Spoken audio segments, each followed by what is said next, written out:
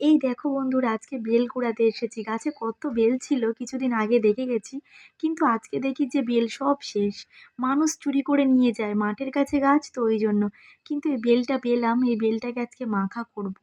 আমার না এই টক বেল মাখা খেতে খুব সুন্দর লাগে, কিন্তু আর একটা মিষ্টি বেল আছে, আমার একটুও পছন্দ নয়। কাদের কাদের আমার মতো মিষ্টি বেল পছন্দ নয় কমেন্টে জানিয়ে যেও।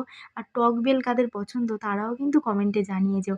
আর হ্যাঁ, ভিডিওটা ভালো লাগলে অবশ্যই লাইক কমেন্ট শেয়ার করতে ভুলো না, সবাই পাশে থেকো।